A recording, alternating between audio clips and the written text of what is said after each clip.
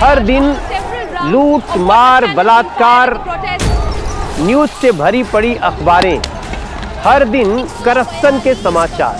आजादी के बाद इस देश की सबसे बेस्ट सरकार है।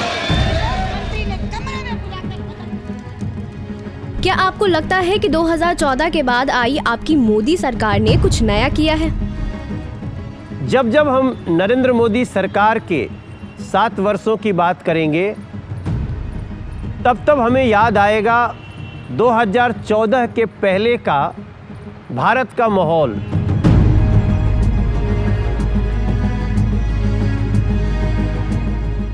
हर दिन करप्शन के समाचार, हर दिन लूट मार बलात्कार, न्यूज से भरी पड़ी अखबारें।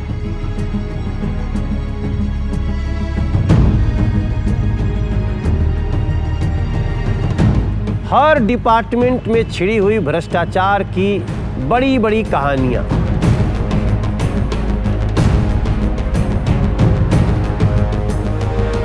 सीमा पर रोज हो रहे आघात प्रतिघात।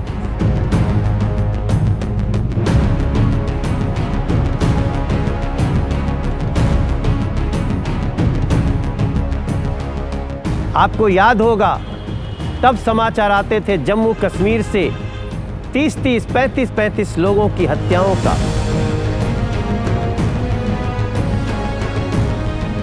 आए दिन आतंकियों के घुसपैठ का। मुंबई में आतंकियों के अटैक का। ये वही देश है।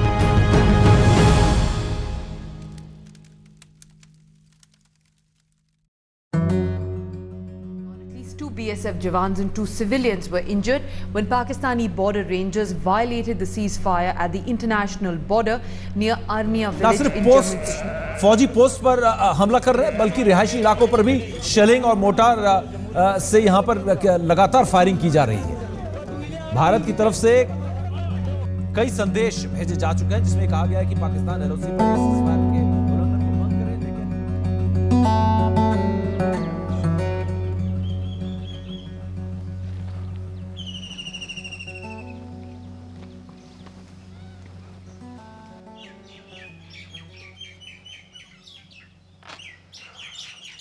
अब्बू सुबह सुबह कहाँ से ले गए थे बिना खाए पिए? अम्मी सुबह से परेशान हैं, इंतजार कर रही है आपका। कहाँ गए थे बता तो दिया करो। परवेज मियाँ, आपकी भी अपनी अम्मी की तरह चपड़ चपड़ करने की बहुत ही गंदी आदत है। आदमी को सांस तो लेने दिया करो यार। मैं आकर बैठा नहीं कि आप शुरू हो गए। मैं घर छोड़कर भागने वाला नहीं हूं, समझे?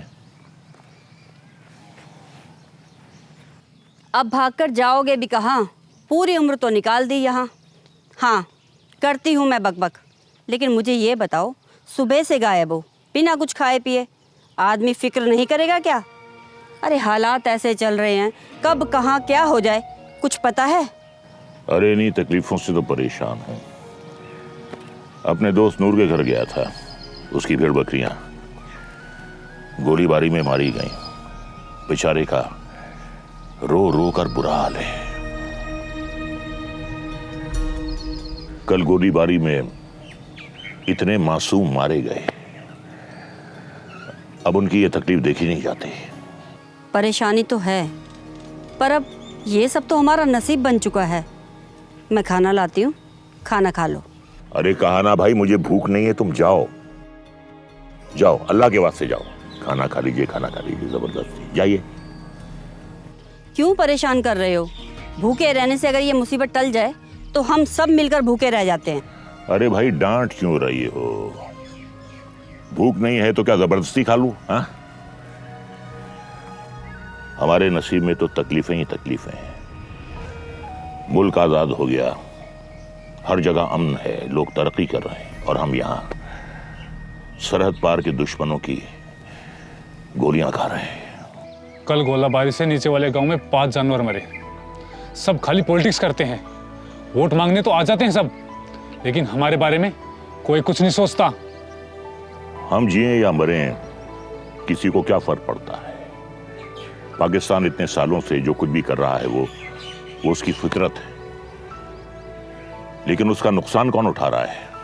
हम, हमारे बच्चे, हमारे जानवर शहीद होते हैं, लेकिन दिल्ली के आकाओं को इससे क्या फर्क पड़ता है? वहां के गुजरों को देखिए, नवाबों की तरह रहते हैं, खूब खाते हैं, कमाते हैं, और यहां हमारी जिंदगी जहन्नुम से भी बदतर है। हम तो आजाद होकर भी आजाद नहीं है। 370 की बेड़े डाली हुई है हमारे पैरों में। मुझे तो समझ में नहीं आता हम यहां रह ही क्यों रहे हैं इस दहशत में। छोड़ के चले क्यों जाते इस जगह को हम? कहाँ चले जाएं? हाँ, बता कहाँ चले जाएं? दरिया के उस पार तेरे मामू का घर है। तकसीम केवल जमीन नहीं हुई, हमारे रिश्ते भी बट गए। दिल के इस एहसास को कैसे मार दे कि अब भी दरिया के उस पार हमारे रिश्तेदार रहते हैं। बकरी और भैंस चलाने के अलावा हमें आता क्या है? ना हमारे पास तालीम है, ना ही रोजगार, तो फिर हम कहां जा सकते हैं?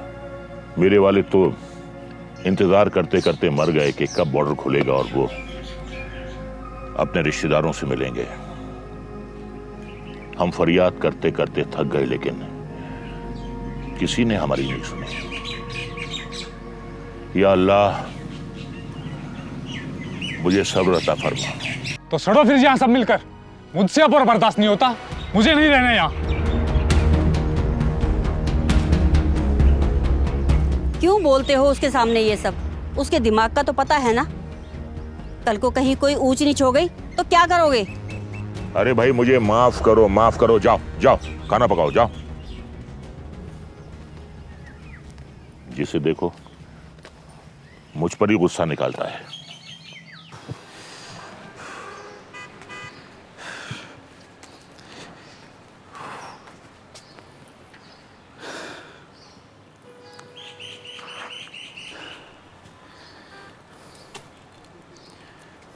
सर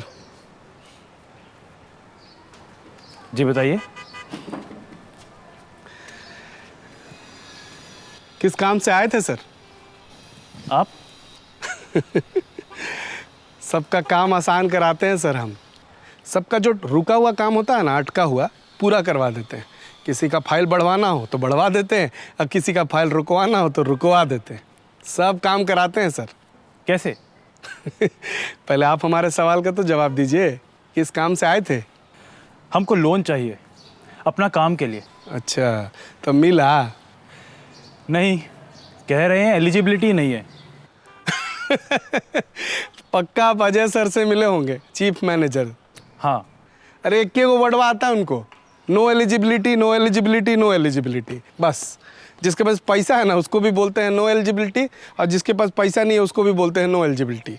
अरे पर हम तो बड़ा बढ़िया प्लान का प्रोजेक्ट रिपोर्ट सबमिट किए थे उनको, रोजगार बढ़ाने का। अच्छा, वो भी गांव देहात में, कृषि और किसान से जुड़ने का। जो लोग दिल्ली मुंबई जाता है अपना गांव छोड़कर छोटा छोटा काम करने के लिए, उनको रोजगार देने का, वो भी अपने गांव से बिना दूर हुए। अच्छा, मतलब समाज सेवा का काम है, दया भाव है ना। मतलब पैसा जाएगा आएगा नहीं। अरे नहीं, बिजनेस आइडिया है, पैसा पूरा वापस आएगा। शहर के लोगों को शुद्ध सब्जी मिलेगा और किसान मजदूर को काम। समाज की समस्या का हल होगा और पैसा रोजगार भी पैदा होगा। अरे तो वही तो कह रहे हैं, अच्छा काम है ही ना। लेकिन ये काम जो है ना, बैंक वालों के लिए बहुत टेढ़ा है। टेढ़ा है, मुश्किल भी है। और जो आप बड़ा बड़ा बात कर रहे हैं ना, ऐसे हो जाएगा, वैसे हो जाएगा, ये कर देंगे, वो कर देंगे, बैंक वाला लोग को ये सब नहीं समझ में आता है, समझे। लेकिन मुश्किल है, हो भी जाएगा, हम करवा देंगे आपको। बस थोड़ा सा परसेंटेज ज़्यादा लगेगा, समझे, काम हो जाएगा। परसेंटेज मतलब घूस? घूस देना होगा? अरे क्या महाराज, आप भी कैसा बिजनेसमैन है जी। अरे घूस बोलते हैं इसको। अरे फैसिलिटी जो दिया जा रहा है ना आपको, फैसिलिटी, उसके बदले में छोटा सा चार्ज है, काम हो जाएगा आपका। और कैसे आप घूस उस बोल देते हैं।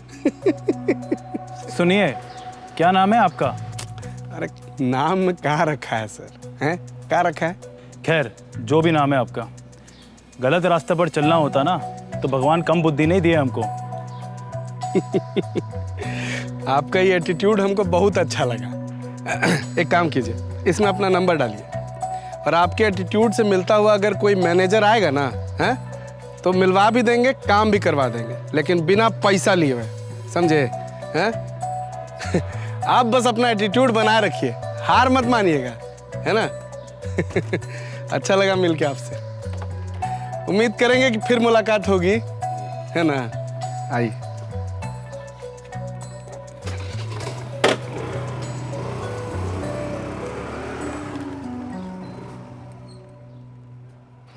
लड़के में दम है, नहीं?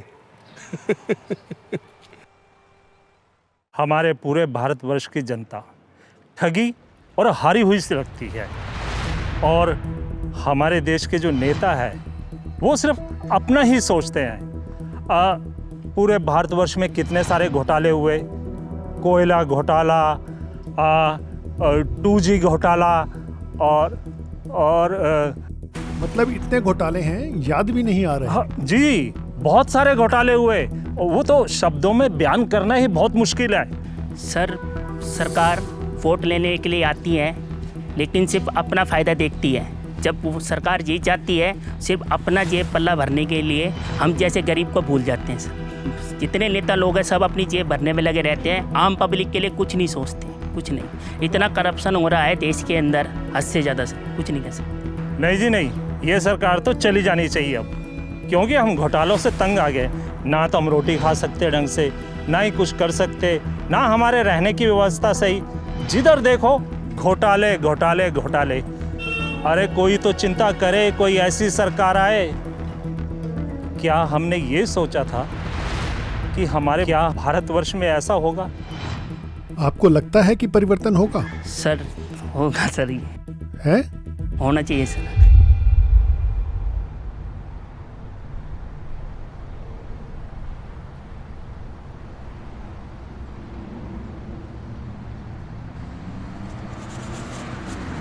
अरे गाड़ी क्यों रोक दी?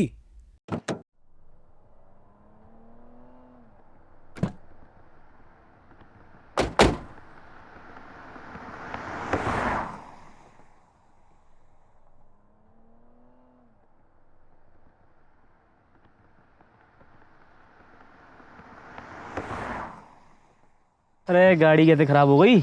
बस सर थोड़ा टाइम लगेगा, थोड़ा इंतजार करिए, अभी ठीक करता हूँ मैं। क्या सोच रहे हैं सर? आप डॉक्यूमेंट्री बना तो रहे हैं, इसे दिखाएगा कौन? इसमें इतनी खरी खोटी है, कौन सा चैनल दिखाएगा इसे? सच बताऊं तो मुझे भी मालूम नहीं, और वैसे भी मैं ये पैसे कमाने के लिए बना भी नहीं रहा। कुछ नहीं है तो हमारे पास सोशल मीडिया तो है ही, और वैसे भी अब मैं टीआरपी के लिए कोई काम नहीं करना चाहता। असली मुद्दे छोड़ के नॉन न्यूज़ के लिए अब मैं कोई काम नहीं करना चाहता, और इसीलिए मैंने जॉब छोड़ दी है।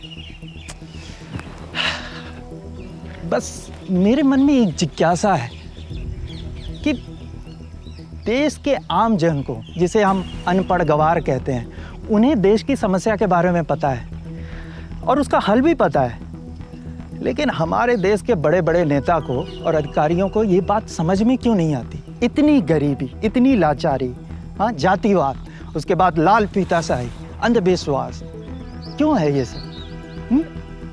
क्या नेता, क्या पत्रकार, क्या बिजनेसमैन, ऐसा लगता है सब अपने फायदे के लिए इस देश को नोच लेंगे। जिस लोगों को देश ने सब कुछ दिया, वो लोग सिर्फ अपनी सुविधा भोग विलास के बारे में सोचेंगे तो इस देश के बारे में कौन सोचेगा?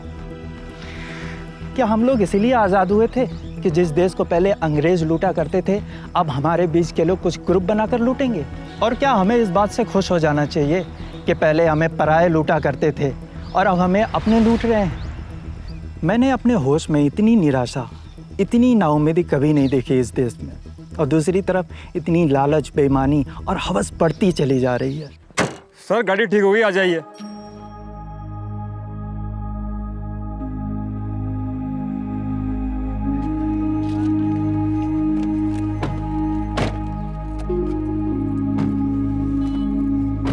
भाई हमारे यहाँ एक सिस्टम बन गया है जहाँ अमीर और अमीर होता जा रहा है, गरीब और गरीब। जहां भ्रष्ट पनप रहे हैं और ईमानदारी सड़ रही है। हर फील्ड में समाज के हर हिस्से में कुछ लोगों का कब्जा हो गया है और जहां उन्होंने बाकियों की एंट्री बंद कर दी।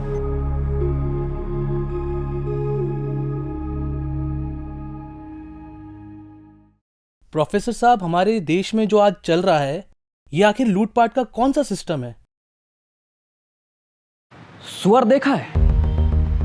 कीचड़ में बड़े आराम से रहता है, चाहे उस कीचड़ से दूसरे को कितनी भी घिन आए लेकिन वो उसमें मजे से लौटता है, भरपूर आनंद में रहता है। इसी तरह कोई भी माहौल चाहे कितना सड़ा गला क्यों ना हो, उसमें कितनी गंदगी क्यों ना भरी हो, लेकिन उस वातावरण या उस माहौल में उस तरह के जीव अपने आप पैदा हो जाते हैं जिनके लिए वो वातावरण अनुकूल होता है।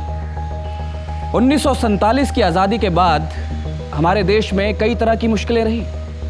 बेरोजगारी, भ्रष्टाचार, अशिक्षा, असुरक्षा, जातिवाद, बीमारियां। लेकिन इतने खराब माहौल के बावजूद इसमें ऐसे लोग पैदा हो चुके हैं जो इस माहौल का फायदा उठाकर अपना काम बना रहे हैं, पैसा बना रहे हैं, मौज काट रहे हैं, राजाओं की तरह जिंदगी जी रहे हैं। उनके लिए दूसरे की दुख और तकलीफें सिर्फ मौका है और अवसर है। गरीबी बचाओ का नारा एक दिखावा है उनके लिए। खुद खाएं और हमें खाने दें, यह है असली राष्ट्रीय नारा। सिस्टम है ऐसा सिस्टम जो 50-60 साल से चला आ रहा है, इसे ही इकोसिस्टम कहते हैं हम। समाज का ऐसा छोटा वर्ग तैयार हो गया है जो सिस्टम से फायदा ले रहा है, मौज मना रहा है, पैसा कमा रहा है, दौलत कमा रहा है, ठेके उठा रहा है, तमाम तरह की खुशियां मना रहा है। और आम आदमी तकलीफ में, वो मौज काट रहा है। ये सिस्टम में बने रहने पर ही इन लोगों की जीत है। ऐसा सिस्टम बना दिया है कि देश की मजबूरी में इनकी जीत है। ये हमें जात, भाषा, राष्ट्र, धर्म के नाम पर बांटने में लगे हुए हैं, अपनी रोटियां सेकने में लगे हुए हैं। नाम समाज का लेते हैं लेकिन भाई भतीजावाद, परिवारवाद इनका लक्ष्य है। इसीलिए तो बेईमान जो हैं वो मजे कर रहे हैं और ईमानदार धूल चाट रहे हैं। जब समाज को तोड़कर सत्ता आती हो तो समाज को जोड़ने की क्यों सोचें? बाजारू भाषा में कहूं तो अपना काम बनता, भाड़ में जाए जनता। हमें एक ऐसा व्यक्ति चाहिए जिसका खुद से लगाव ना हो, जो केवल अपने परिवार तक ही सीमित ना हो, देश ही उसका परिवार हो। अगर समाज में रहे तो साधुओं से उसका व्यवहार हो और हर बंधन से वो मुक्त हो। इस सिस्टम को वो तहस नहस कर दे, तोड़ फोड़ मचा दे। अगर वो भी इस सिस्टम का हिस्सा रहेगा, बेनिफिशियरी रहेगा, तो वो ये काम ठीक से नहीं कर सकता। इसलिए जो ये 60 साल से भ्रष्टाचार का मॉडल चला आ रहा है, हमें एक ऐसा मॉडल चाहिए जो उस मॉडल को ध्वस्त कर सके। बस यही एक रास्ता है। आइए जान लेते हैं क्या है मुख्यमंत्री नरेंद्र मोदी का गुजरात मॉडल। पूरे देश में इस बात की चर्चा हो रही है कि गुजरात डेवलपमेंट में एक मॉडल स्टेट है। 60 साल का हमारे देश का कारोबार देखें तो यही है कि वोट बैंक की राजनीति के आधार पर विकास की राजनीति चल रही है। अपीसमेंट के आधार पर टुकड़े फेंकना, अगला चुनाव जीतने के लिए सरकार चलाना। हमने इन सारी चीजों से गुजरात को बाहर निकाला है। और दूसरा हमने मंत्र दिया है, सबका साथ सबका विकास, और हम सफल भी हुए हैं। इस समय सारे देश में जो जनता का मूड है, उस मूड को देखते हुए और साथ ही साथ अपने पूरे कैडर की जनभावनाओं को देखते हुए भारतीय जनता पार्टी के संसदीय बोर्ड ने यह फैसला किया है कि श्री नरेंद्र मोदी को आगामी लोकसभा चुनाव के लिए प्राइम मिनिस्ट्रियल कैंडिडेट के रूप में प्रोजेक्ट किया जाए। लोकतंत्र की मांग है कि हम जाति बिरादरी से ऊपर उठें, संप्रदायवाद से ऊपर उठें, सबका साथ सबका विकास। और मैं कहता हूं कि आपने शासक बहुत देख लिए, एक बार इस सेवक को आजमा करके देखिए।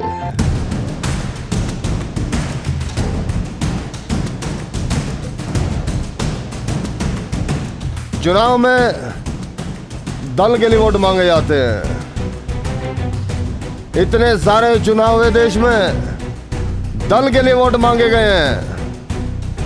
लेकिन मैं चाहता हूं 2014 के चुनाव में दल के लिए वोट ना मांगा जाए, देश के लिए वोट मांगा जाए।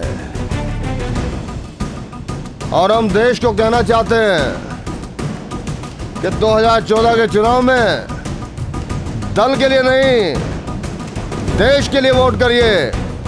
और हम कहना चाहते हैं vote for India, vote for India, वंशवाद से मुक्ति के लिए, वोट फॉर इंडिया, भ्रष्टाचार से मुक्ति के लिए, वोट फॉर इंडिया, देश की रक्षा के लिए, वोट फॉर इंडिया, जन जन की सुरक्षा के लिए, वोट फॉर इंडिया, रहने का मकान के लिए, वोट फॉर इंडिया, खाने का अन्न के लिए, वोट फॉर इंडिया, विकास की राजनीति के लिए, वोट फॉर इंडिया, बीमार को दवा के लिए, वोट फॉर इंडिया। भारत माता की, भारत माता की। काफी लंबी लाइन आप देख सकते हैं। अच्छी से अच्छी सरकार चुन के आए, बदलाव तो चाहिए था। हमारी सेफ्टी हो भ्रष्टाचार है, डेवलपमेंट है। इस बार कास्ट के नाम पर नहीं, राष्ट्र के नाम पर वोट हुआ। नरेंद्र मोदी अगले पीएम होंगे। 273 पर एनडीए का आंकड़ा पहुंच चुका है। बीजेपी 234 पर अपने दम पर पहुंच चुकी है। अच्छे दिन, अच्छे दिन। 1984 के बाद यह पहला अवसर है कि इस देश की किसी पॉलिटिकल पार्टी को क्लियर मेजॉरिटी में हासिल हुई है। मैं नरेंद्र दामोदर दास मोदी ईश्वर की शपथ लेता हूं कि मैं विधि द्वारा स्थापित भारत के संविधान के प्रति सच्ची श्रद्धा और निष्ठा रखूंगा। मैं भारत की प्रभुता और अखंडता को अक्षुण्ण रखूंगा। मैं संघ के प्रधानमंत्री के रूप में अपने कर्तव्यों का श्रद्धापूर्वक और शुद्ध अंतःकरण से निर्वहन करूंगा तथा मैं भय या पक्षपात, अनुराग या द्वेष के बिना सभी प्रकार के लोगों के प्रति संविधान और विधि के अनुसार न्याय करूंगा। जन जन को उसका हिस्सा मिले, देश के आर्थिक विकास से सब जुड़े, इसलिए शुभारंभ हुआ है प्रधानमंत्री जन धन योजना का, जिसके तहत देश के प्रत्येक परिवार में, चाहे वो ग्रामीण हो या शहरी, कम से कम एक बैंक खाता अवश्य होगा। मैं देख रहा हूं इन चश्मों से महात्मा गांधी देख रहे हैं कि बेटे भारत को स्वच्छ किया कि नहीं किया। हमसे निकलेगी स्वच्छता की एक नदी, छल छल छल छल कल कल कल कल, एक धुली सी जिंदगी। स्वच्छता की जोत लेकर घर घर जाएंगे, साफ सुथरी रोशनी में सब नहाएंगे।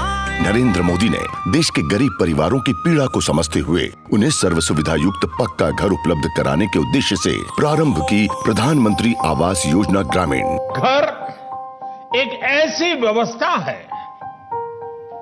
एक ऐसा सम्मानजनक तोहफा है जो इंसान का आत्मविश्वास कई गुना बढ़ा देती है। अगर अपना घर होता है तो एक निश्चिंतता होती है। प्रधानमंत्री उज्ज्वला योजना, हर रसोई में हो एलपीजी, जिससे मिले समय और पैसों की बचत और बेहतर स्वास्थ्य और सम्मान भी। उस पीड़ा को जी करके आया हूं और इसलिए मुझे मेरी इन गरीब माताओं को इस कष्टदायक जिंदगी से मुक्ति दिलानी है। जीवन में कुछ बनने की नहीं, कुछ करने की सोचो।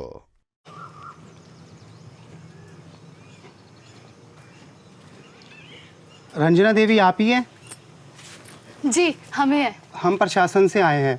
आपको प्रधानमंत्री आवास योजना में मकान मिलेगा, आपका नाम लिस्ट में है। जी रुकिए, मैं अभी अपने हस्बैंड को बुलाती हूँ।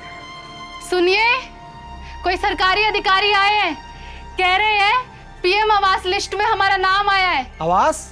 जल्दी आइए। नमस्कार सर। नमस्कार। आप रंजना जी के पति हैं? जी। आप लोगों को मोदी जी की तरफ से मकान मिलेगा और सरकार रंजना जी को पैसे देगी। ऐसे क्या देख रहे हैं? सर मकान पक्का मिलेगा? हाँ पक्का मिलेगा। हमारे प्रधानमंत्री जी का कहना है जिनकी का कोई कच्चा मकान है उनको 2022 तक पक्का मकान मिलेगा।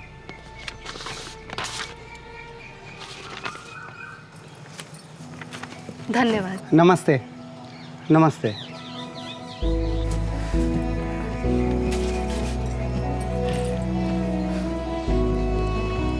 अपना मकान होगा बाबा, पक्का मकान होगा।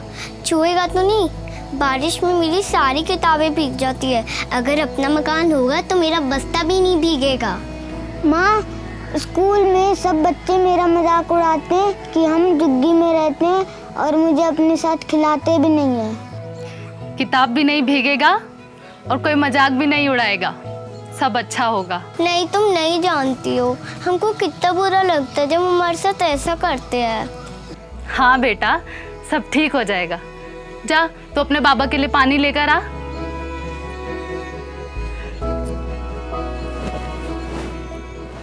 रंजना, वाकई में मकान मिली है? कहीं फ्रॉड तो नहीं है? हमें तो झूठ लगता है सब। नहीं जी, सब सही है। हमको सही लग रहा है। पता नहीं क्यों जब भी हम मोदी जी को सुनते हैं ना रेडियो पर, तो ऐसा लगता है कि वो सब हमारी दुख तकलीफ दूर करना चाह रहे हैं। वो हमारी दुख और पीड़ा को समझते हैं। ऐसा लगता है कि वो हमको देख रहे हैं, हमारी सारी दुख तकलीफ देख रहे हैं और वो उसको दूर करना चाहते हैं। उनकी बात से हमको बहुत अपनापन लगता है। हाँ, ये बात तो है। ये हमने भी महसूस किया है। जब कोई दूसरा नेता बोलता है तो उसमें अपनापन नहीं दिखता है, लेकिन जब मोदी जी बोलते हैं तो लगता है कि वो हमारे लिए कर रहे हैं, हमारे लिए बोल रहे हैं। पक्का मिलेगा मकान, जरूर मिलेगा, क्योंकि हमको उनके बातों में पूरा भरोसा है। हमको भी बहुत विश्वास है मोदी जी पर। अच्छा, तुमको भी है? हमको भी बहुत विश्वास है मोदी जी पर। अच्छा, आपको भी?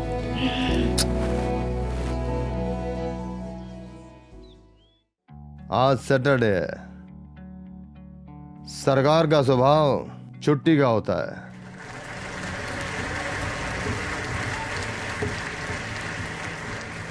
और 6 बजने के बाद तो सवाल ही नहीं उठता है।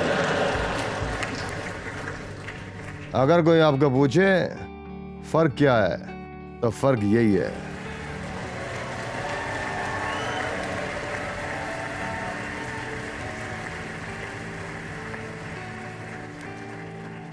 देश के हर इंसान के दिल में एक ख्वाब होता है।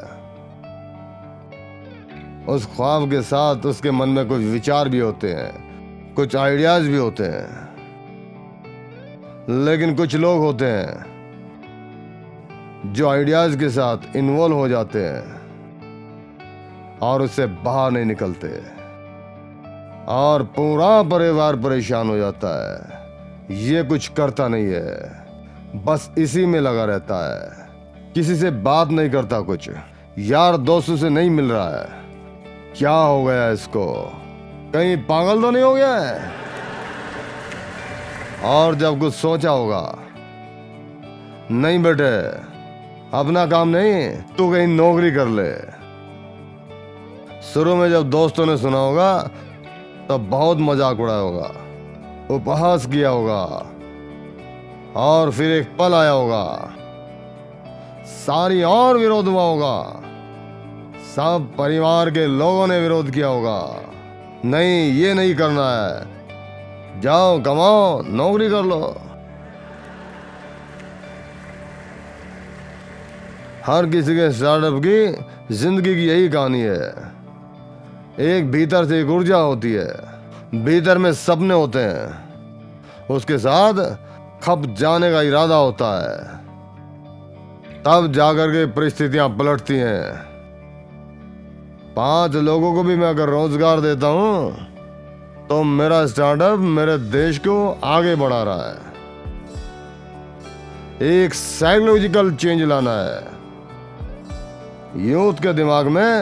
जॉब सीकर की मानसिकता से ही उसको बाहर लाना है, वो जॉब क्रिएटर बने। निराशा का माहौल चला गया, गए वो दिन पूरे हो गए।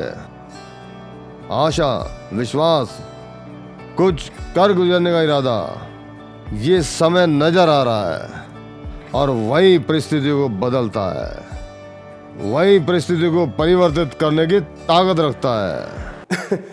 शशांक जी नमस्कार, हम बोल रहे हैं। अरे आपसे वो बैंक के स्कूटर पार्किंग में मिले थे ना? जी जी, वही आप जो लोन के सिलसिले में आए थे। जी जी जी, अरे वही समाज सेवा वाला। अरे शशांक जी, आपके लिए एक अच्छी खबर है। एक तो अधिकारी आए हैं, एकदम आपकी सोच वाले हैं, बहुत ही जेंटलमैन, एकदम परफेक्ट। हम तो कह रहे हैं आकर के मिल लीजिए, आपका काम हो जाएगा एकदम। चीफ मैनेजर हैं, आके मिल लीजिए, है ना? ठीक, नमस्ते।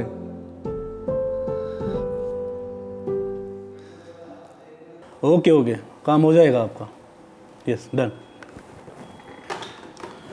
शशांक जी, मैंने आपकी रिपोर्ट पढ़ी, शानदार, लाजवाब। थैंक यू सर, आपने टाइम निकाला मेरी रिपोर्ट पढ़ने के लिए, बहुत ज़रूरी था ये मेरे लिए। सिन्हा जी को बुलाओ और सर के लिए चाय लो। अरे सर, चाय की क्या ज़रूरत है, आप मिल लिए, यही बहुत बड़ी बात है। मेरा मिलना बड़ी बात नहीं शशांक, बड़ी बात यह है कि तुम्हारे जैसे नौजवान देश में हो रही है, जो नौकरियां करने के बजाय नौकरियां पैदा करने की सोच रही है। थैंक यू सर, ये काम बहुत ज़रूरी है सर, रूरल इंडिया को रोज़गार देगा। जो लोग दिल्ली मुंबई में काम कर रहे हैं वो लोग अब यहाँ काम कर सकते हैं। सारा देश बिजली से जुड़ चुका है सर, हर जगह बिजली है, पूरा देश सड़कों से भी जुड़ चुका है सर। बस कमी है तो फंड की सर, फंड मिल जाता तो काम दुगना रफ्तार से होने लगता। पैसे की कोई कमी नहीं शशांक, कमी है इरादे की, और तुम्हारे पास इरादे है। तुम्हारी ऑब्जर्वेशन बिल्कुल सही है। नो डाउट पहले के मुकाबले में डिस्टेंस बहुत कम हुआ है, कम्युनिकेशन बहुत अच्छा हो गया है, और तुम्हारी प्रोजेक्ट रिपोर्ट काल्पनिक ही नहीं तार्किक भी है। तुमने रूरल इंडिया की खेती संबंधी इंफ्रास्ट्रक्चर की समस्या को बहुत अच्छे से समझा है, और जो रास्ता निकाला है वो अफोर्डेबल, टिकाऊ और संभव है। Yes sir. आइए सिन्हा जी, इन्हें पहचानिए, इनका अकाउंट आपके पास रहेगा। कोई परेशानी हो तो दूर करिएगा और इनका काम प्रायोरिटी पर किया जाए। बिल्कुल सर, हमारी तरफ से इनका पूरा सहयोग किया जाएगा। सर, इनका लोन हो ही गया है, कुछ फॉर्मेलिटीज़ रह गई हैं, 1-2 दिन में हो जाएगा। Thank you Sinha ji. Thank you sir. Thank you sir. Sir, मैं आपका कैसे धन्यवाद करूं? मैं आपको बता नहीं सकता हूं सर आपने क्या किया है। मैंने तो उम्मीद ही छोड़ दी थी। प्रधानमंत्री जी का कहना है तुम्हारी तरह की सोच रखने वाले स्टार्टअप्स को बैंक जरूर बढ़ावा दे, जो नौकरी करने के बजाय नौकरी क्रिएट करने में विश्वास रखते हैं। प्रधानमंत्री जी का मोटिवेशन इस तरह के कामों को लेकर सपोर्ट बहुत ज़बरदस्त है। आज मुद्रा लोन मैं बता नहीं सकता कितना अच्छा रिजल्ट दे रहे हैं। नेशन बिल्डिंग में हमको भी अपनी भूमिका निभानी है। तो ठीक है, उड़ान भरिए, जो करना चाहते हैं करिए आप, हम आपके साथ हैं। We are team India. आप सफल हुए तो मुझे लगेगा मैं सफल हुआ। All the very best. Thank you so much sir. Thank you. Thank you. नमस्ते सर, रवि नाम है हमारा। उस दिन आप पूछे थे ना हमसे। आपके चेहरे का खुशी देख के लग रहा है कि काम हो गया। नहीं, thank you so much Ravi ji for your help.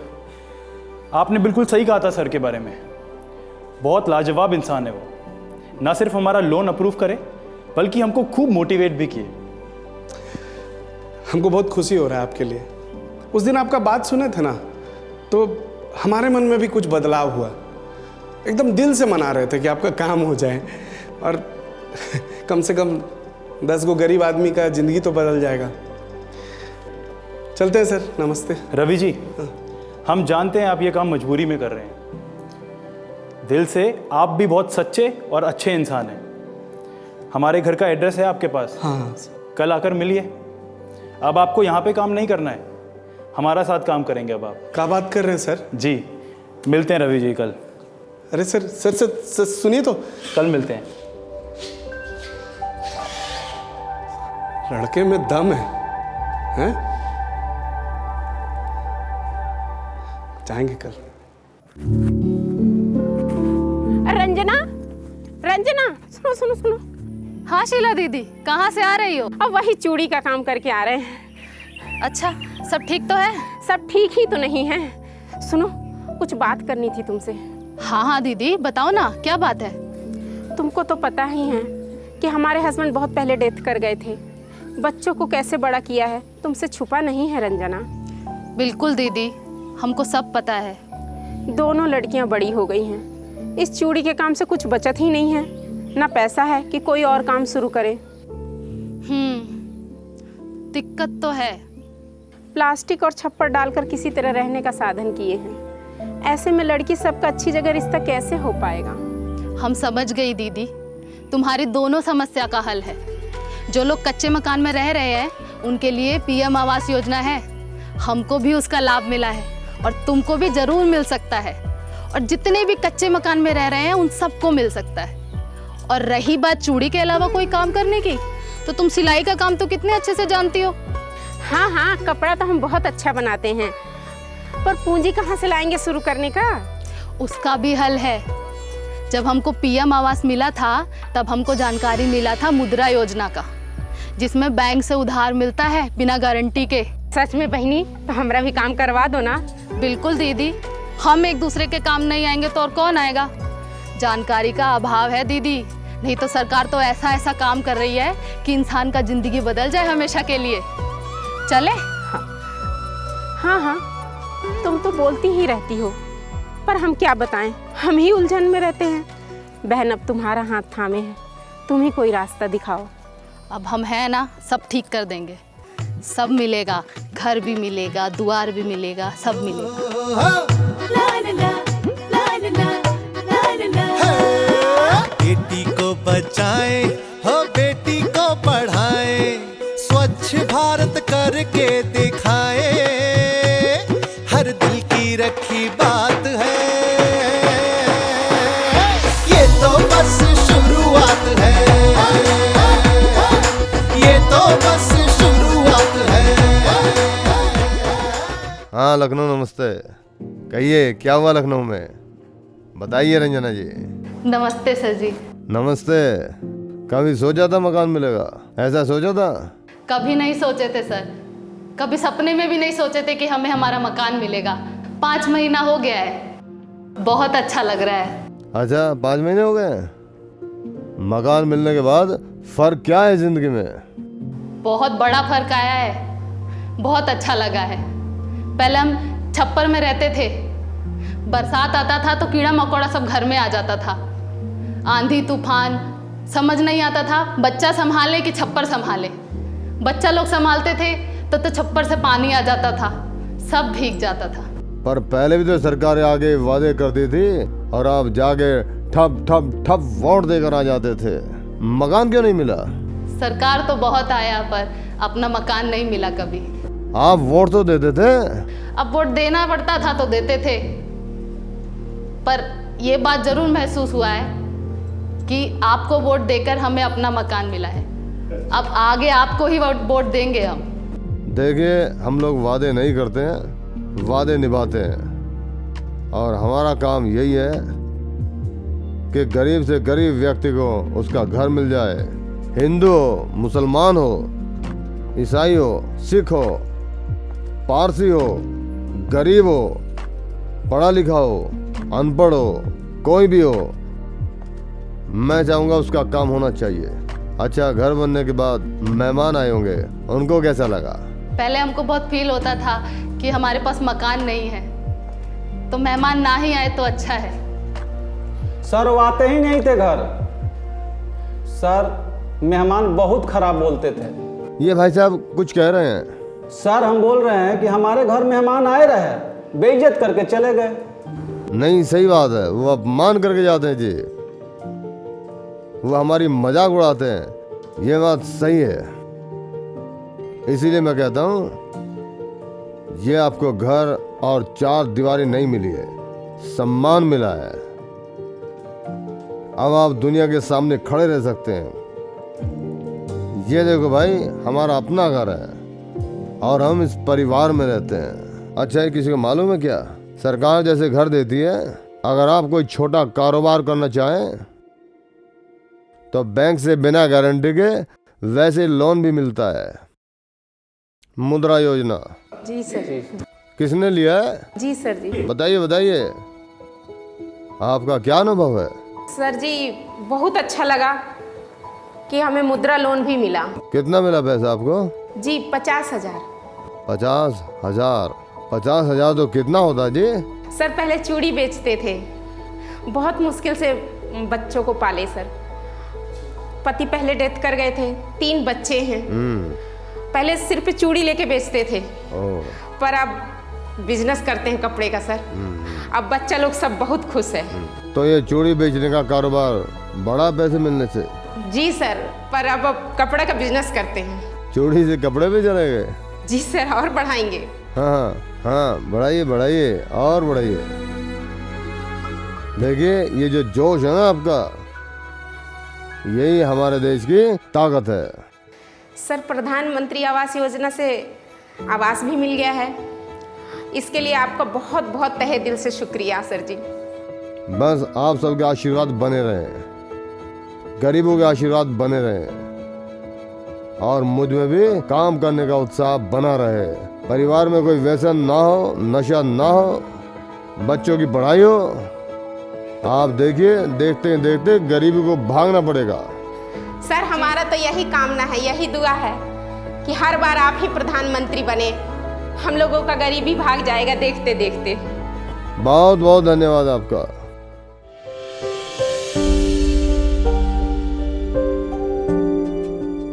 और मेरी दवाइयाँ जो है 5,000 की आती थी और अब मेरी दवाएं 1,500 की आती हैं, तो 3,000 मुझे मिलता है।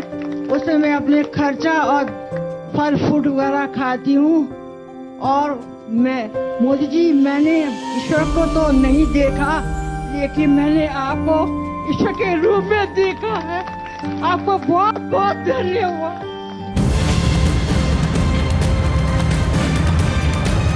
वर्तमान में जारी 500 रुपए और 1,000 रुपए के करेंसी नोट लीगल टेंडर नहीं रहेंगे। ये मुद्राएं कानूनन अमान्य होगी। अभी भी मैं इन बेईमानी करने वालों को कहना चाहता हूँ, संभल जाइए, लौट आइए, देश के कानून को स्वीकार कीजिए, नियमों को मानिए। ये सरकार आपको फांसी पर लटकाने के लिए तुली नहीं है, लेकिन जो गरीबों के हक का है वो तो आपको चुकाना ही पड़ेगा। आपको बख्शा नहीं जाएगा। आपको पता होना चाहिए, सरकार बदल चुकी है। अब जो समय आ रहा है, बेईमानों की बर्बादी का वक्त प्रारंभ हो रहा है। 125 करोड़ देशवासियों का मिजाज बदला है। वो अन्याय सहने को तैयार नहीं है, बेईमानी सहने को तैयार नहीं है, भ्रष्टाचार स्वीकारने को तैयार नहीं है। काले धन के खिलाफ लड़ाई लड़ने के लिए वो सेनापति बन के निकले हुए हैं। चेन्नई में एक ठेकेदार के ठिकाने से बरामद हुई 170 करोड़ की ब्लैक मनी और 130 किलो सोना कोई देश का इकलौता मामला नहीं है, बल्कि देश के अलग अलग राज्यों से लाखों करोड़ों रुपयों की ब्लैक मनी के बरामद होने का सिलसिला जारी है। कोई काले धन को सफेद करने के जुगाड़ में लगा है, तो कोई काले धन की पुरानी करेंसी को नई करेंसी में बदलवा कर ब्लैक मनी के ऊपर फिर से कुंडली मारकर बैठने की तैयारी कर रहा है। देखिए, गिनती के कुछ लोग अगर इस देश में धनवान हो जाएं और सुखी जीवन जिएं, तो इसका मतलब ये बिल्कुल भी नहीं है कि करोड़ों भारतीयों के जीवन में कोई दिक्कत नहीं है या कोई कमी नहीं है। पर यह बात तो उसी आदमी के समझ में आएगी ना, जो आम आदमी के दर्द को समझता हो, उनकी समस्याओं के बारे में जानता हो, उन्हें पता हो कि आम आदमी कैसे जीता है। वो लोग क्या जानेंगे जो आम आदमी के बीच में, गरीबों के बीच में एक टूरिज्म की तरह जाते हैं। और उनके गरीबी को जानने के लिए उनके घरों में जाते हैं, उनके साथ फोटो खिंचवाते हैं, खाना खाते हैं और उसको एहसान मानते हैं। ऐसे लोग समझेंगे गरीबों का दर्द? पिछले 60 सालों से इनके दिमाग में आम आदमी की क्या ज़रूरतें हैं इसके बारे में कोई ख्याल नहीं आया है। उसकी समस्याएं क्या है, उसका निदान क्या है। ये लोग ऐसे माहौल में पैदा हुए हैं कि इन्हें पता ही नहीं है कि आम आदमी की ज़रूरत क्या है। वो कैसे सोच लेंगे उनके लिए मुफ्त में टॉयलेट उपलब्ध करवाना, गैस सिलेंडर उपलब्ध करवाना, इलाज की सहूलतें उपलब्ध करवाना? वो नहीं सोच सकते। इसीलिए आज जो कुछ भी हो रहा है वो अब तक नहीं हुआ था। अब पेट में दर्द तो होगा ही उनके। हम कामकाजी महिलाओं के लिए सरकार की तरफ से आई खुशखबरी का विश्लेषण करेंगे। ये खबर देश के प्राइवेट सेक्टर में काम करने वाली करीब 18 लाख महिलाओं से जुड़ी है, जिनके लिए मैटरनिटी लीव को बढ़ाकर 26 हफ्ते करने का प्रस्ताव आज राज्यसभा से पास हो गया। केंद्र सरकार ने एक बड़ा फैसला लिया है। केंद्र सरकार के फैसले के बाद देश में 1 मई से कोई भी लाल बत्ती का इस्तेमाल नहीं कर सकेगा। Minister Narendra Modi today launched the world's biggest state-run healthcare scheme. The Ayushman Bharat scheme was flagged off by the Prime Minister. अगर विश्वास करना है तो हो सकता है, लेकिन सिर्फ अपनों का ही विश्वास करना हो तो फिर राज्य का कभी भला नहीं होता है। अपने लिए, अपनों के लिए करने वाली सरकारें बहुत आई। आपके लिए करने वाली सरकार भारतीय जनता पार्टी ही हो सकती है।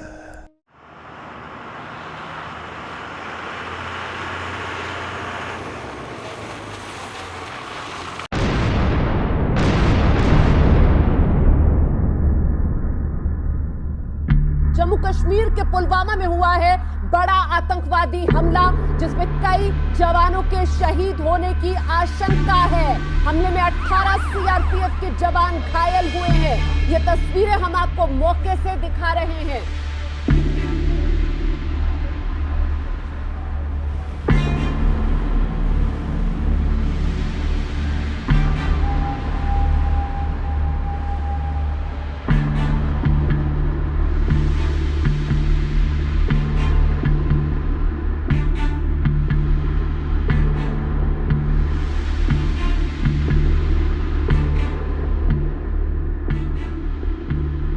देश और प्रधानमंत्री नरेंद्र मोदी के लिए बेहद ही दुख भरा लम्हा है ये।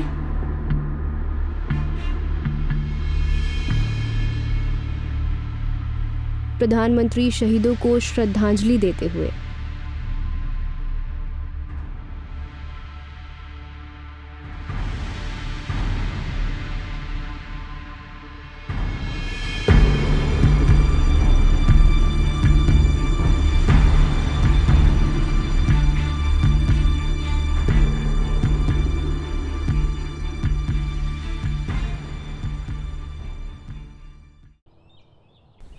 इस हमले की वजह से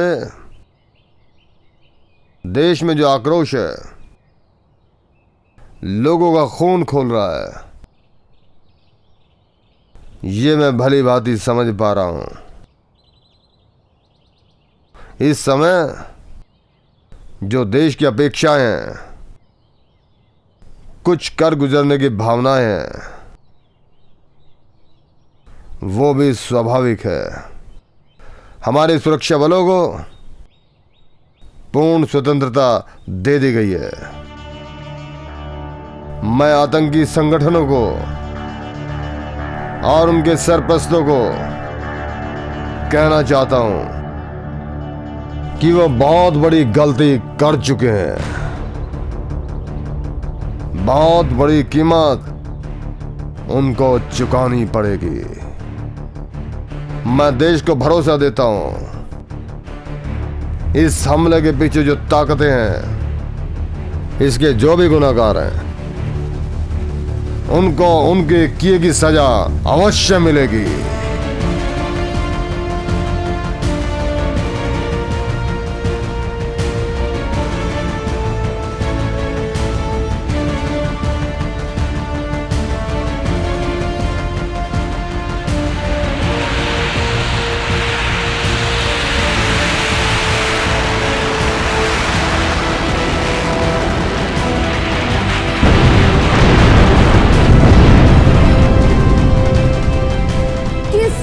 तक बमबारी, 300 आतंकवादी ढेर।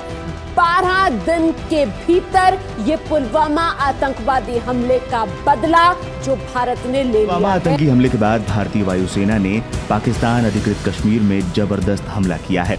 भारतीय वायुसेना के 12 मिराज 2000 लड़ाकू विमानों ने आतंकी ठिकानों पर 1000 किलोग्राम से ज्यादा के बम गिराकर जैश ए मोहम्मद के अल्फा 3 कंट्रोल रूम समेत कई ठिकानों को तबाह कर दिया है।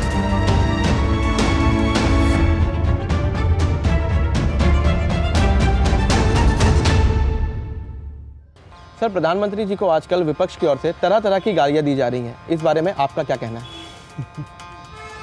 एक मंत्री ने तो उन्हें आज वायरस तक कहा। यह बात आज प्रधानमंत्री ने खुद अपने भाषण में कही। क्या विपक्ष 2019 का चुनाव प्रधानमंत्री जी को गाली देकर जीतना चाहता है? देखिए, इन सब के हल्ला मचाने से कोई फर्क नहीं पड़ने वाला। इन सब में डिफॉल्ट है, ये अपने परिवार के आगे कुछ नहीं देखते, खुद के आगे कुछ देखना भी नहीं चाहते। यह अपनी अयाशियों के लिए सत्ता में आना चाहते हैं। लेकिन देश के एक गरीब और पिछड़े समाज से आने वाले प्रधानमंत्री ने इनको बेचैन कर दिया है। मोदी जी ने इस देश की जनता को यह बता दिया है कि कोई प्रधानमंत्री अगर मन से चाह ले तो असल परिवर्तन लाया जा सकता है। जो काम पिछले 50 साल में नहीं हुआ, वो 5 साल में इस प्रधानमंत्री ने कर कर दिखा दिया है। अब यही इनसे बर्दाश्त नहीं हो रहा है कि कैसे एक नॉन कांग्रेसी प्रधानमंत्री सरकार में अपने 5 वर्ष पूरे करने जा रहा है। अरे मोदी जी ने केवल गरीबी देखी नहीं है, उसको जिया है। गरीबी हटाओ उनके लिए एक नारा नहीं है, बल्कि एक लक्ष्य है। और वो एक से पहले प्रधानमंत्री हैं जो गुजरात के 15 साल तक मुख्यमंत्री के तौर पर शासन करते हुए भ्रष्टाचार और लाल फीताशाही के बीच में से ईमानदारी से काम कैसे किया जा सकता है, ये उन्होंने सीखा, जो कि आज गुजरात का मॉडल है, जिसे हम जानते हैं सबका साथ सबका विकास मॉडल। देखिए, अगर मुझसे इसकी व्याख्या करने को कहा जाए तो मैं कहूँगा कि शासन और प्रशासन के घालमेल और पैंतरों के बीच में से लोक कल्याण का काम कैसे किया जाता है, उसकी सीख लेना, स्वयं की सच्ची ईमानदारी और देश के सपने के आगे अपने स्वयं का कोई सपना ना होना, यह है गुजरात मॉडल, जो अब देश का बन गया है। सबका साथ सबका विकास मॉडल, केवल एक लक्ष्य, देश प्रेम और लोक कल्याण। अब ये मोदी को गाली क्यों ना दें? इन सबको लग रहा है कि इनके धन पर डकैती डाल दी गई है। वो धन जिन्होंने आम नागरिक, आम जनता से लूटा था, जिसे अपना समझते थे, अब उसी जनता ने एक चौकीदार प्रधानमंत्री को बिठा दिया है और वो प्रधानमंत्री अपने आप को जनता का प्रथम सेवक मानता है। अब यह बर्दाश्त कैसे कर सकते हैं? खिसियानी बिल्ली खंबा नोचे। प्रधानमंत्री की सबका विकास सबका साथ नीति के आगे इनकी एक नहीं चल रही है। अब भाई, ये मोदी को गाली देने के सिवाय और कर भी क्या सकते हैं? सर, आपको क्या लगता है कि ये प्रधानमंत्री मोदी जी को काम करने से मिलकर रोकेंगे? देखिए, उस व्यक्ति को जो करना होगा वो करके रहेगा। इनके हल्ला मचाने से कुछ नहीं होने वाला। ये सिर्फ हाय हाय कर सकते हैं। ये इतना कह सकते हैं कि हाय मैं लुट गया, मैं बर्बाद हो गया। और यकीन मानिए, ये लुट रहे हैं, बर्बाद हो रहे हैं। और इनका बर्बाद होना ये बता रहा है कि आम आदमी अब सत्ता में आ रहा है। देखिए, संसार में जब किसी ने भी दूसरों की भलाई करने की कोशिश की है तो बुरे लोगों ने उसको गालियां दी हैं। मैं तो जनता से सिर्फ इतना कहना चाहता हूं कि झूठ और फरेब से बाहर निकलिए और मोदी जी को ऐसी जीत दिलाइए ताकि पिछले 60 साल से जो भ्रष्टाचार का मॉडल बना हुआ है, जो इकोसिस्टम खड़ा है, उसको ध्वस्त कर सकें। मोदी जी को इतनी मेजॉरिटी के साथ जिताना चाहिए कि जिस भारत का सपना हम देखते हैं उसका हम निर्माण कर सकें। ऐतिहासिक जीत हुई है नरेंद्र मोदी की। पूरे देश में नरेंद्र मोदी के नाम पर लहर है, आंधी है। और प्रधानमंत्री मोदी ने ऐतिहासिक जीत पर ट्वीट किया है। नरेंद्र मोदी ने लिखा है कि सबका साथ सबका विकास सबका विश्वास। अनुच्छेद 370 के खंड 3 द्वारा प्रदत्त शक्तियों का प्रयोग करते हुए राष्ट्रपति संसद की सिफारिश पर यह घोषणा करते हैं कि यह दिनांक जिस दिन भारत के राष्ट्रपति द्वारा इस घोषणा पर हस्ताक्षर किए जाएंगे और इसे सरकारी गैजेट में प्रकाशित किया जाएगा, उस दिन से अनुच्छेद 370 के सभी खंड लागू नहीं होंगे, सिवाय खंड 1 के नामक तदनुसार पढ़ा जाएगा।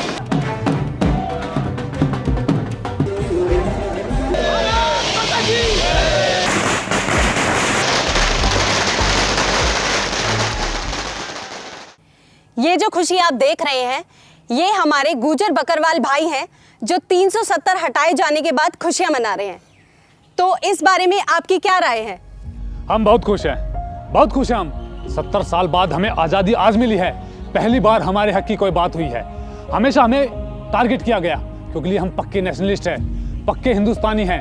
ना हमने कभी हिंदुस्तान के खिलाफ पत्थर उठाए, ना कभी हिंदुस्तान के खिलाफ झंडा उठाया, और इसी वजह से पाकिस्तान हमें टारगेट करता था और आए दिन हम पर गोला बारूद डालता है। लेकिन हम उनसे कभी नहीं डरे। हिंदुस्तान जिंदाबाद, हिंदुस्तान जिंदाबाद, हिंदुस्तान जिंदाबाद। हमारे अब्बू आगे, उनसे पूछिए। फरमाइए। 370 के हटाए जाने को लेकर आप क्या सोचते हैं? आज़ादी, किसी ने आज तक हमारे बारे में कुछ नहीं सोचा। ये जो हमारा पड़ोसी मुल्क है, ये इस्लाम के नाम पर बना है। हम पर गोलियां बरसाने से पहले क्या उसे ये ख्याल नहीं आता कि हम मुसलमान नहीं हैं? क्या उसके हाथों तबाह होने वाले, मरने वाले मुसलमान नहीं हैं? देखिए मोहतरमा, ये सब सियासत है। जब तकलीफ़ों का जिक्र आता है तो हमारी बात कोई नहीं करता। हम तो सैकड़ों सालों से पिससे चले आए हैं, लेकिन फिर भी उसके बावजूद हम खुश हैं। आगे क्या उम्मीद रखते हैं सरकार से कि आपकी बेहतरी के लिए क्या किया जाना चाहिए? देखिए मोहतरमा, हमने तो हमेशा हुकूमत का साथ दिया है।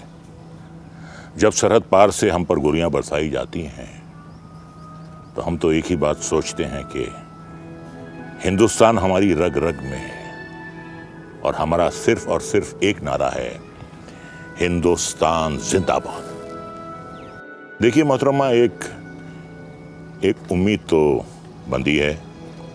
हम चाहते हैं कि हुकूमत हमारे बारे में, हमारे बच्चों की तरक्की के बारे में सोचे, और हम ये भी चाहते हैं कि मुल्क की तरक्की, खुशहाली, फलाह बहबूदी के लिए हमारे बच्चों का भी एक बहुत बड़ा हिस्सा हो। तो जनाब, आपको क्या लगता है, अब हिंदुस्तान और पाकिस्तान के बीच सब ठीक हो जाएगा? अब इसके बारे में हम क्या कह सकते हैं? ये तो दोनों ममालिक के दरमियान जो सियासत का खेल है, ये तो सियासतदान ही जाने। बस हम सिर्फ इतना कह सकते हैं कि हमारी रगों में हिंदुस्तान का खून दौड़ रहा है, और हमारे बुजुर्गों ने हमें नसीहत की है कि हमेशा वतन से वफादारी करो। हम हिंदुस्तान के वफादार थे, वफादार हैं, और हमेशा मरते दम तक वफादार रहेंगे। हिंदुस्तान जिंदाबाद। शुक्रिया जनाब। तो दोस्तों, जैसा कि आप देख पा रहे हैं कि हमारे गुजर बकरवाल भाई 370 हटाए जाने के बाद बेहद खुश हैं। Over to you studio. यातायात को सुचारू रूप से संचालित करने व गंतव्य स्थान पर शीघ्र व सुरक्षित पहुंचने हेतु उत्तर प्रदेश एवं दिल्ली के राष्ट्रीय राजधानी क्षेत्र में 8,346 करोड़ रुपए लागत से दिल्ली मेरठ एक्सप्रेस वे का निर्माण कार्य किया गया है।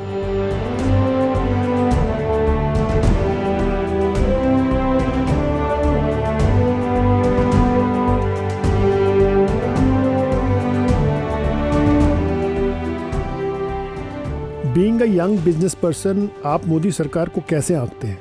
मोदी सरकार ने स्टार्टअप्स के लिए या इंफ्रास्ट्रक्चर में या अन्य क्षेत्रों में जो काम किया है, आप उससे खुश हैं? देखो, मेरे हिसाब से सर, जो मैंने चीज़ें देखी हैं, वो जो इस गवर्नमेंट ने काम किया है वो किसी ने नहीं किया। मेरे पर्सपेक्टिव से आप देखोगे, हमें भी काफ़ी फंड्स मिले हैं अपना स्टार्टअप करने के लिए। आप रूरल एरिया में जाइए, आपको 10 साल पहले आप देखोगे कहीं बिजली नहीं थी, कहीं रोड नहीं थी। आज के टाइम में आप देखो, आपको हर चीज़ मिलेगी। जो मुझे लगता है गवर्नमेंट काफ़ी अच्छा काम कर रही है। 2024 समाप्त होने के पहले मैं 26 ग्रीन एक्सप्रेस हाईवे बना रहा हूँ। दिल्ली से देहरादून 2 घंटे में, दिल्ली से हरिद्वार 2 घंटे में, दिल्ली से जयपुर 2 घंटे में, दिल्ली से चंडीगढ़ 2.5 घंटे में, दिल्ली से अमृतसर 4 घंटे में, दिल्ली से कटरा 6 घंटे में, दिल्ली से श्रीनगर 8 घंटे में, दिल्ली से मुंबई 12 घंटे में, और चेन्नई से बेंगलोर 2 घंटे में, लखनऊ से कानपुर 35 मिनट में, और मेरठ में ऑलरेडी हो गया है। मेरठ से दिल्ली 4.5 घंटे लगते थे, अब 40 मिनट में आ रहे हैं। माँ, मुझे बचपन की याद है। आप, मैं और पापा, हम लोग हरिद्वार कुछ दिनों में घूमने जाया करते थे, पर अब हम पता नहीं क्यों नहीं जाते। सही कह रहा है। हरिद्वार जाने में इतना अच्छा लगता था ना, भगवान का द्वार है, कितनी शांति मिलती है। वो भी क्या दिन थे, दिल्ली से हरिद्वार जाने में तब टाइम ही कितना लगता था। सच, वहाँ जाने में बड़ा अच्छा लगता था। बस 3-4 ज़्यादा से ज़्यादा 6 महीने के अंदर एक बार तो हम हरिद्वार हो आते थे। अरे क्या बात छेड़ दी आपने, क्या याद दिला दिया। सच कह रहे हैं तेरे पापा, हमें जब समय मिलता चल पड़ते थे हरिद्वार। पर मन तो अभी भी बहुत करता है। पर तुम आज चलते हैं ना फिर सबके साथ, हम फिर से वही कार्यक्रम बनाएंगे जैसे हम पहले जाया करते थे हरिद्वार। अरे ना बेटा, पहले की बात दूसरी थी। पहले इतना समय नहीं लगता था हरिद्वार जाने में, इतनी भीड़ भाड़ भी नहीं थी, इतना ट्रैफिक भी नहीं था। अब तो बेटा मेरे से इतना लंबा बैठा भी नहीं जाता। हरिद्वार जाते जाते जो हाल हो जाता है मत पूछो, खाया पिया सब बेकार हो जाता है, शरीर दुख जाता है। और बेटा अब इस सफ़र के लायक भी तो नहीं रहा मेरा शरीर। अरे माँ, कैसी बात कर रही हो, अब हरिद्वार जाने में टाइम ही कितना लगता है। इतनी बढ़िया रोड बनाई है मोदी सरकार ने, इधर तुम गाड़ी में बैठो उधर पहुंच गए हरिद्वार। हाँ लक्ष्मी, मैं वहाँ गया तो नहीं, लेकिन मैंने अखबारों में पढ़ा है, सुना है कि आजकल हरिद्वार जाने का साधन बड़ा आसान हो गया है। चौड़ी चौड़ी सड़कें, अब आजकल तो वहाँ जाने में टाइम नहीं लग रहा। बेटा जी, मैंने तो सुना है 4 धाम की यात्रा के लिए इन पहाड़ों पर ना बहुत ही बढ़िया चौड़ी सड़कें हर मौसम के लिहाज के लिए बन रही हैं और बहुत सा काम तो हो भी चुका है। पापा बिल्कुल ठीक कह रहे हैं, 4 धाम के लिए 12 माह चलने वाले सड़क बन रहे हैं। उसके बाद और तो और ऐसी सड़कें बनाई है जो रास्ता पहले 10 से 12 घंटे में पूरा होता था, अब वही रास्ता आधे या आधे से भी कम टाइम में पूरा हो रहा है। और बेटा ये पहाड़ों की सड़कों से ना तेरी मम्मी को बहुत डर लगता है, लेकिन अब जिस चौड़ी सड़कों की वजह से लक्ष्मी तेरा 4 धाम की यात्रा का भी सपना पूरा हो जाएगा। क्यों मजाक कर रहे हो, हरिद्वार तक तो जाया नहीं जाता, लगे हो 4 धाम की यात्रा की बात करने। इतने सपने भी मत दिखाओ जो पूरे भी ना हो सके। हाँ कह तो तुम ठीक ही रहे हो, यात्रा भी की है, उम्र भी हो गई है। अगर 4 धाम की यात्रा हो जाती ना तो जीवन सफल हो जाता। माँ तुम मेरी बात मानो, मेरे साथ चलो।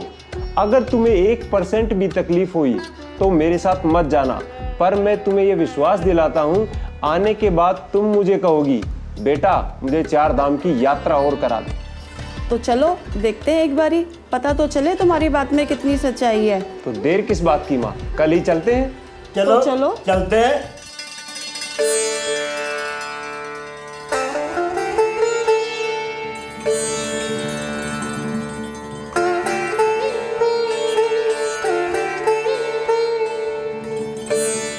बेटा सही कह रहा था, इतनी सुंदर रोड मोदी जी ने बनवा दी है, अमेरिका भी फेल कर दिया है और मुझे थोड़ी सी भी थकावट नहीं हुई। सुनो जी, अब हम हर साल हर महीने 2 महीने निकालेंगे घूमने के लिए, हरिद्वार भी जाएंगे और 4 धाम की यात्रा भी जाएंगे। 4 धाम की यात्रा क्यों माँ, पूरा भारत घूमेंगे। भारत के हर कोने में ऐसी सड़कें बनी हुई है, तुम तो बस इतना बताओ कि चलना कब है। बेटा सही कह रहा है, अब हम हर 2 महीने में निकलेंगे घूमने। ठीक है चलो। भाई मोदी जी ने तो हद कर दी, किसानों का जो हाल किया है नया बिल लाकर, हमें तो कहीं का नहीं छोड़ा। बहुत सही कह रहे हैं चाचा जान आप, पता नहीं ऐसा क्या डाल दिया इस बिल में जो सारे किसान विरोध में। सही कही आसिफ भाई, हमारे किसान भाई वहाँ जाकर इसका विरोध कर रहे हैं। ऐसे में हम यहाँ चुप नहीं बैठ सकते, हमें भी अपने किसान भाइयों का साथ देना चाहिए।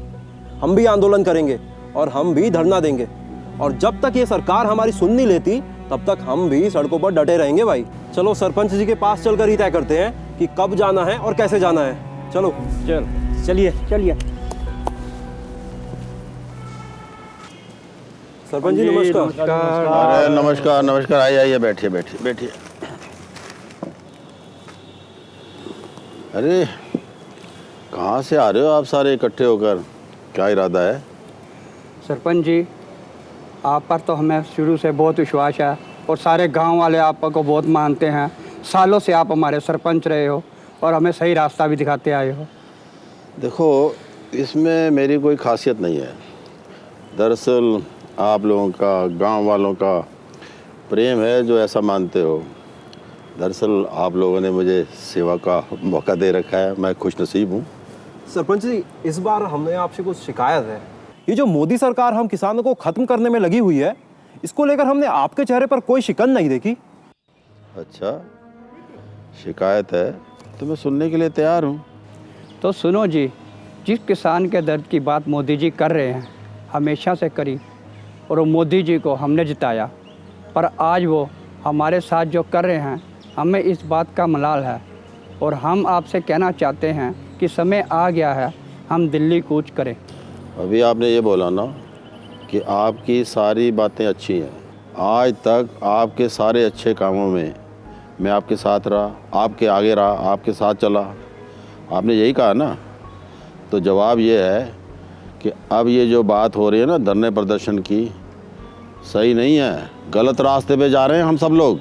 अच्छा, जो सरकार कर रही है वो सब सही है और जो गरीब किसान रोड पर आकर अपनी बात कह रहा है वो गलत है। तुमने ये कहा कि मोदी सरकार ने किसानों के लिए कुछ नहीं किया, यही कहा ना तुमने।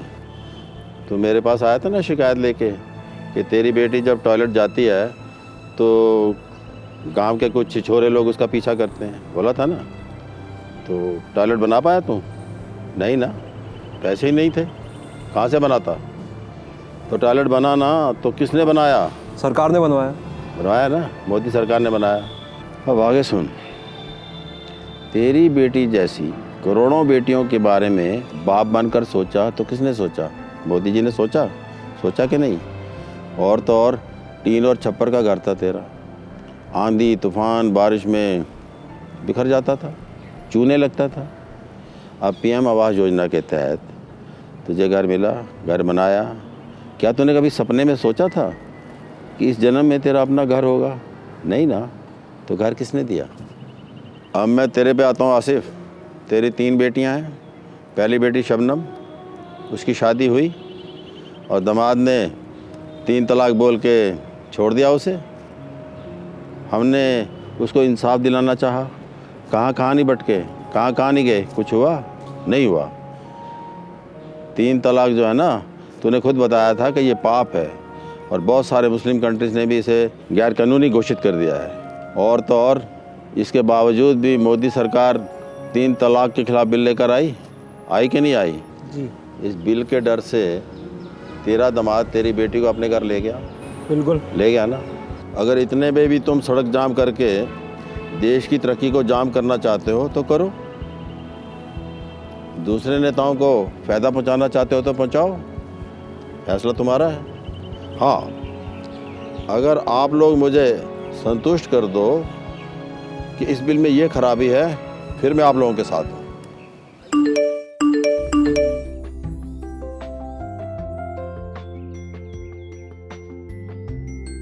अरे क्या हुआ, आप तीनों ही मैसेज पढ़ रहे हो?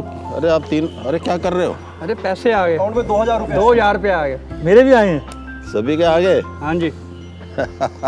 तो सब अरे आइए सर, हो भाग्या हमारे, आप पधारे। बैठिए बैठिए सर। अरे वाह, कैसे इकट्ठा कर रखे हैं किसान, क्या चल रहा है? एक्चुअली क्या बताऊं, ये जो किसान आंदोलन है धरने प्रदर्शन पर जाना चाहते हैं। मैं तो समझा के बस, अब आप समझाओ। क्या भाई जी, क्या हो रहा है? क्यों परेशान हो रहे हो? ये जो किसानों की परेशानी है ये बहुत गंभीर और बहुत लंबी परेशानी है, लेकिन समाधान तो करना पड़ेगा। अभी मोदी जी जो 3 बिल लेके आए हैं, इसमें बहुत सारी चीजों में सुधार करने का प्रयास किया है और सबसे अच्छी बात यह है कि ये पूरा खुली किताब है। सरकार ने कहा है कि किसान संगठन हमें सुझाव दें और जो भी बदलाव इन बिलों में करने हैं हम करने के लिए तैयार हैं। हमारा मकसद सिर्फ एक है कि किसानों की दशा सुधरनी चाहिए। आज पिछले अनेक वर्षों से जो किसानों के साथ में अन्याय अत्याचार होता रहा, उस अन्याय अत्याचार को खत्म करना चाहते हैं।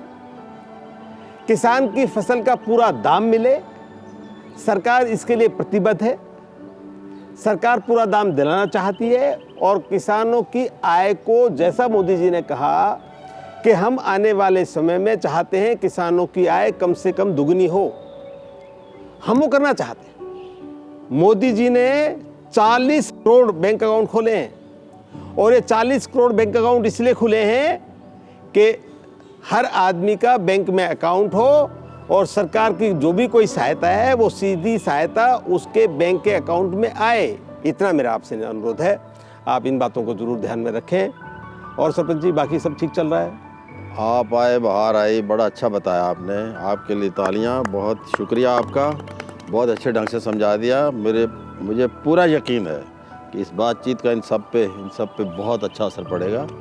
और चलो, हम आते रहेंगे, अब तो हम तो आपके बीच में ही रहते हैं। ठीक है, बहुत शुक्रिया, अच्छा, धन्यवाद। 2014 में देश की जनता एक निर्णय लेती है, नरेंद्र मोदी को सिंहासन पे बिठाती है, लेकिन सिंहासन पे बैठने के बाद भी वो व्यक्ति पहली लाइन कहते हैं कि मैं प्रधानमंत्री नहीं, देश का प्रधान सेवक हूं। इन सारी चीज़ों को याद करेंगे हम, तब हमें पता चलेगा कि नरेंद्र मोदी जनता के लिए काम कर रहे हैं। नरेंद्र मोदी सबको साथ लेकर के, सबको विश्वास में लेकर के, सबके प्रयास से आज वो विकास की कहानी लिख रहे हैं। मेरे भाई बहन, आप सब भी सिर्फ सुनिए मत, थोड़ा सरकार की योजनाओं को पढ़िए, उनको किसी से जान करके उसका लाभ लीजिए। आप सभी को बहुत बहुत धन्यवाद।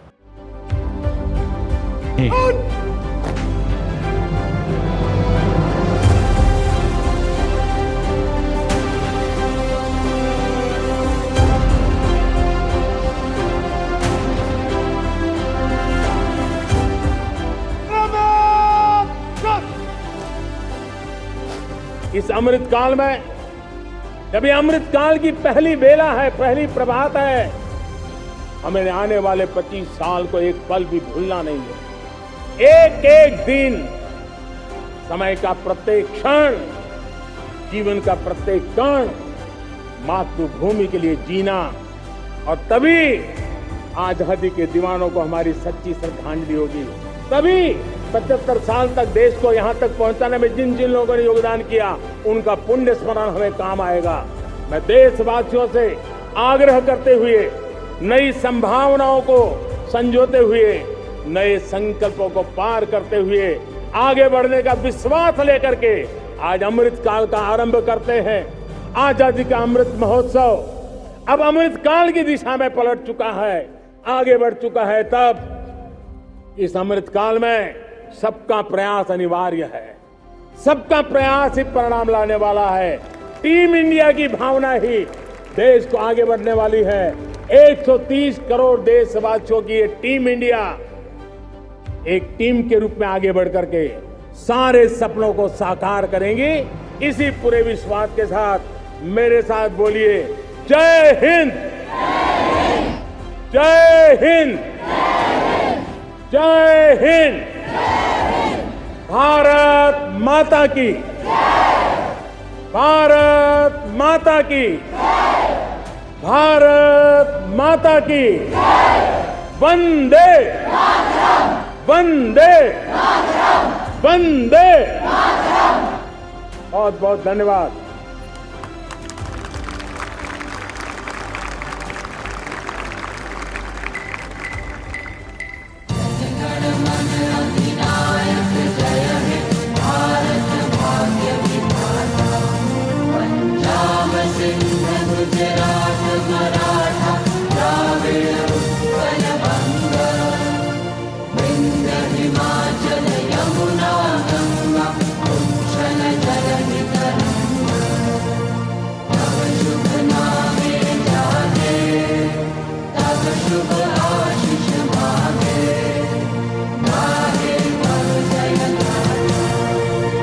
जन गण मंगल